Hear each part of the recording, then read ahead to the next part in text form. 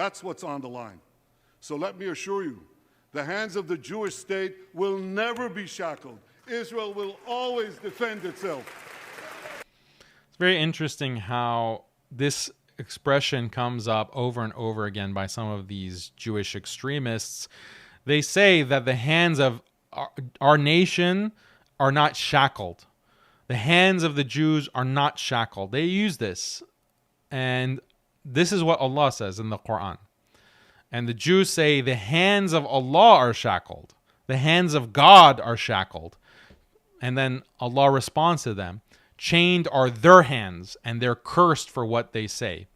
So Allah has cursed them for this statement against Allah, because they accused Allah of being stingy, and God is too stingy. He's not giving us. He's withholding from us. Allah is stingy. Like, imagine making that kind of accusation against Allah, against the Creator. But Allah responds to them. He responds and says, no, your hands are chained. You are cursed for this kind of disobedience and this kind of rebellion against God. And then Allah says, both Allah's hands are extended. He spends however He wills, and that which has been revealed to you from your Lord will surely increase many of them in transgression and disbelief, and we have cast among them animosity and hatred until the day of resurrection.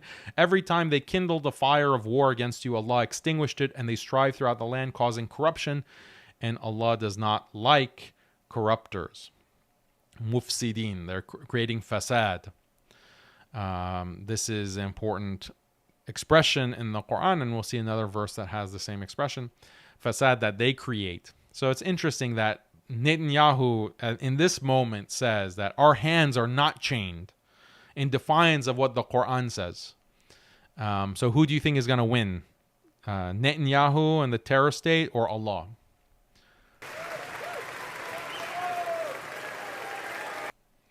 And this reminded me of the article by Rabbi Shmuley.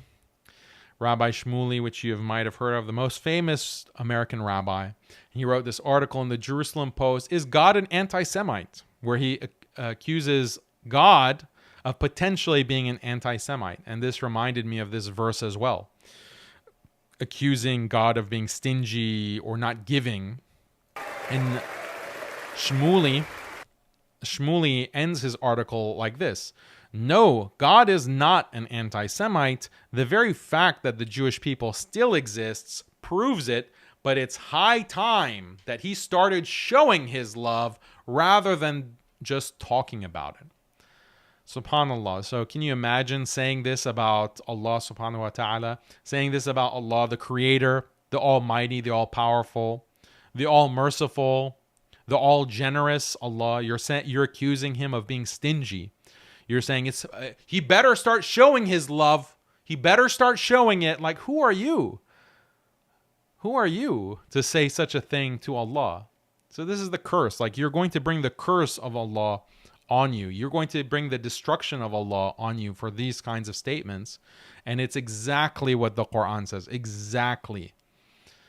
So, subhanAllah. So the people of understanding, people of intellect, people of reflection will read these verses and they know the truth that has come from Allah. And the people who are corrupt and the people who are evil, they hear these verses and it only increases them in disbelief and transgression, and increases them in animosity towards the believers, because they see the truth and they cover it. They see the truth and it makes them bitter and angry, and then they attack and they are even more belligerent. And that only increases their punishment and increases the torment that they will face in this life and the next.